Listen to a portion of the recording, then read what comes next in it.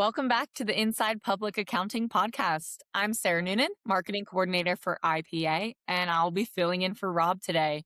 I'm excited about this episode because we have some fresh data to dig into. Joining me, as always, is Chelsea, who has been deep in the numbers from this year's IPA Practice Management Survey. Hey, Sarah, thanks so much for joining us today. I'm always excited to really take a first look at the data, even when it's in the early days. Just those sneak peeks are always really fun. Yeah, so let's start there. It is the early days. So, for our listeners who maybe aren't familiar with the survey, can you give us a quick rundown of what it is and how it works? Yeah, absolutely. The IPA Practice Management Survey is a benchmarking survey that IPA publishes every year for accounting firms, specifically in the US and in Canada. And it's really one of the most comprehensive benchmarking tools in the profession.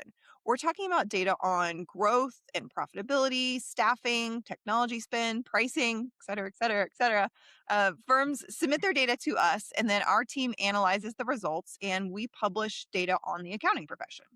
So it's really valuable for those firm leaders who want to know how they stack up against their peers. We typically get around 600 firms submitting, and that final report will come out in September.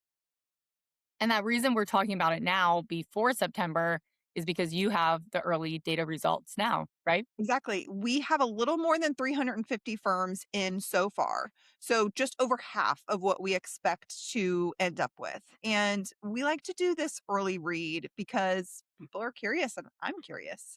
I want to get a look at the data as well. There's so much happening in the profession right now. There's the impact of AI, there's lots of mergers, firms talking about pricing changes, PE investments. All of that is shaping the landscape. And firm leaders really want to know what the data is showing. I do want to be a little bit upfront that these are the preliminary numbers. So the firms that submit early aren't always a perfect cross section of the entire group that we're going to have by September. So some of these numbers may shift when the full data set comes in, but we're sharing in the spirit of the first look, not in a final verdict. Sure. And I think that's a really important caveat to mention since when we have that in mind getting into the data, we know it's not finalized. So far with this new data, what is the headline for you when you're looking at it right now? Yeah, one of the big headlines that I'm seeing coming out is that the growth, specifically revenue growth, is continuing to slow. We saw it last year, and we're really seeing it again so far this year. So, organic growth, the growth that's not coming from mergers or acquisitions, but instead from things like bringing in new clients or raising bill rates. So, that's sitting at about 7% so far. And then overall growth that includes mergers is at 8%. So compare that to last year where organic growth was 7.7 and overall growth was 8.8. And the year before that, it was 10 and 11%. So we're seeing a little bit of a downward trend over the past 3 years there. So that's meaningful. Is that something surprising to you, or is it sort of what you expected to see?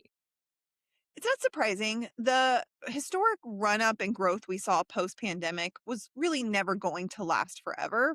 Firms benefited from a lot of tailwinds, the pent up demand, PPP work, and a general sense that everything was busy all the time.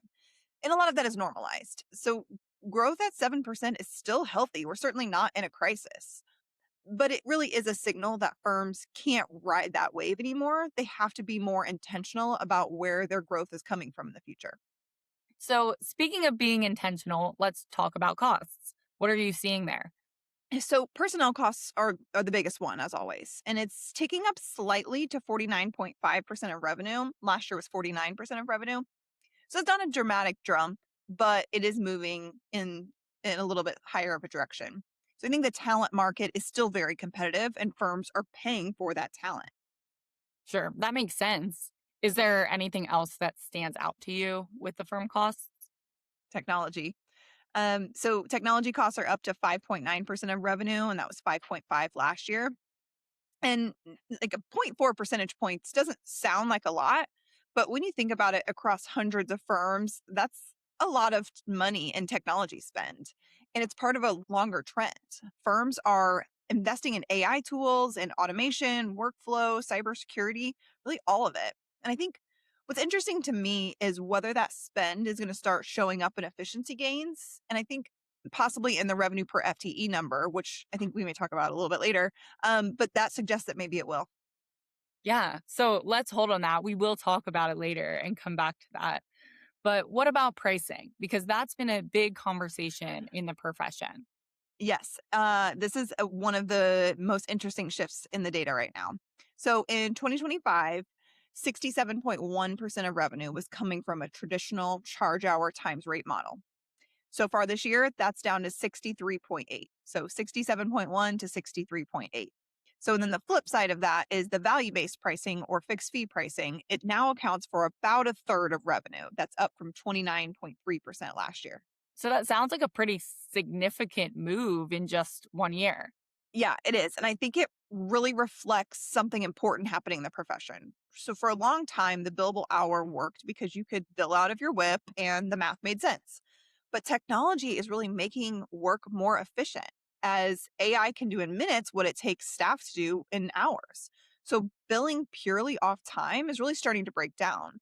And firms are recognizing that and they're moving towards models where they're pricing on value rather than hours. And it's really better for the clients too. It's more predictable. We know many of you listen to this podcast on the go, driving to work, working out, even doing chores. Now you can get CPE credit for that time. With Earmark, you can earn free NASBA approved CPE for listening to the Inside Public Accounting podcast. After you listen to an episode, take a quiz and your certificate will be ready. Earmark has courses for everyone in your firm, from staff to partners. Get started today at earmark.app or download the free app on the App Store. Makes sense. So you mentioned revenue per FTE, and we said we'd get back to this. So let's get into that now and profitability numbers, because I know that's what firm leaders are wanting to know right now. Yeah. So revenue per FTE. So the revenue brought in per full-time equivalent or full-time employee. And I know Rob and I have talked about that number extensively in past episodes. So the revenue per FTE is up to 224,000 from 220,000 last year. And then the revenue per partner is up to 2.66 million from 2.58 million. So both of those are moving in a positive direction. And the one that I think really gets people's attention is the net income per partner or the profitability. That is up to 718,000 and that was 683,000 last year. So that's a gain of about 35,000 per partner, which that's quite a big increase. Yeah, that feels like a large gain. And what about equity partner billing rates? So equity partner billing rates are also up again this year. They're $462 an hour from $448 an hour last year. So about a 3% increase. I also took a look at leverage because that billing rate number and the leverage are kind of what drive the profitability and wanted to see where that profit was coming from. So the ratio of total staff to equity partners, that leverage number is also up 12.0 and last year it was 11.8. So firms are getting a little more out of their existing partner group, which is why you're seeing that net income per partner climb, even though the costs are also going up a little bit. Okay. Yeah, in general, the profitability story seems like a pretty good one. For the firms that have submitted surveys so far, yes. But again, it's early data, but I feel good about the direction it's going. Great. All right. I want to ask you about one number that caught my eye. I know that you flagged it in the article that you wrote for our upcoming June IPA Insights, the advisory revenue percentage. Because everything you hear in the profession right now is go advisory, go advisory. And yet that number looks like it went down. Yeah, and this is one of the I think the most head scratching data point in the that I was looking at so far. So the advisory or the non-compliance revenue was 33.2% of total revenue in 2025. So right at a third. This year so far it's at 29.5. And you're right, that's the opposite direction from where I was expecting it to go, and I think the profession was expecting it to go. Firms have really been pouring money into their advisory practices. They're hiring consultants, they're going through transformation programs. So to see that percentage drop is a little bit counterintuitive. Yeah. So how do you explain that? Yeah, so a few things come to mind. Um, One is that the composition of early submitters. The firms that get their surveys in first, sometimes they skew more towards a traditional compliance heavy practice. And if the advisory forward firms are slower to submit, they just may not be in the data set yet, which could be artificially pulling the averages down. So I genuinely think this number is going to look different in September, hopefully. Okay. Do you think there's any other reasons or explanations for it? Yeah, it could be possible that the compliance revenue just grew faster than advisory revenue in some firms, so that growth was coming mostly from their compliance services. So that would shrink the advisory as a percentage, even if the dollar amount went up.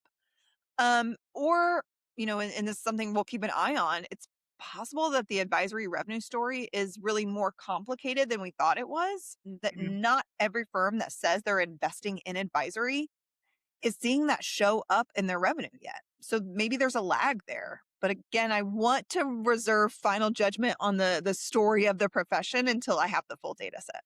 Yeah, and that's fair. And actually, this is a great segue. If people are curious and want to see how their firm compares on all of this, how do they do that? So the full 2026 IPA Practice Management Report will publish in September. One of the most comprehensive benchmarking reports in the profession, those 600 firms, and the data is cut by firm size and population markets. If you're interested, there's preferred pricing if you order by June 30th. So it's a really great time if you're interested in the data or you haven't submitted your survey yet. You can find details on the IPA website or it'll be in the show notes below. Perfect. Okay, let's talk about turnover. That's something that I hear about constantly from firm leaders. Yeah, so turnover is at 11.9% this year, so basically flat from the 11.8 last year. So sounds stable, and I think it is, but 11.9 is still not a very low number in a profession that's dealing with a pipeline problem, fewer people that are coming out of accounting programs, a 150-hour rule debate, and a lot of competition from other industries. Keeping turnover from climbing further is really an achievement, but I think firms are still losing nearly 1 in 8 employees every year, and that has a real cost in recruiting, onboarding, and lost institutional knowledge. Yeah. Chelsea, before we wrap up here, what are you most curious to see change between now and when that final data comes in September? Yeah, it's got to be that advisory revenue number. That's the one I'm watching most closely. If it Sure. stays at that 29% or goes lower, there's a real story about a gap between the profession's ambitions and the reality of bringing in dollars. But if it comes back up to 33 or 34% once all the firms are in, then this was just noise in an early data set and the trend is intact. And so I think that that one number is going to tell us a lot, especially in the conversations that we've been having. So I'm also interested in digging deeper into the differences between the firms who have that PE backing and those who are remaining independent. So what divergences are occurring in the data set and does that tell us how those independent firms are faring in the market? I love that. And something for us all to look forward to seeing. And listeners, if you want to get your hands on this full picture when it does come out, don't forget that June 30th is our deadline for preferred pricing on the 2026 IPA Practice Management Report. So, Chelsea, this has been great. I want to thank you for walking us through all of this preliminary data as we all wait for the report to come out in September. Yeah, my pleasure, Sarah. It's always fun to geek out on the data a little bit. Yes, always. We love to hear it.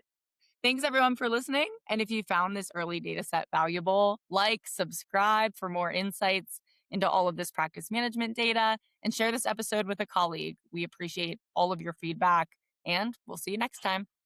Thanks for listening to today's episode. If you enjoyed this podcast, you can click below to subscribe and check out more from Inside Public Accounting.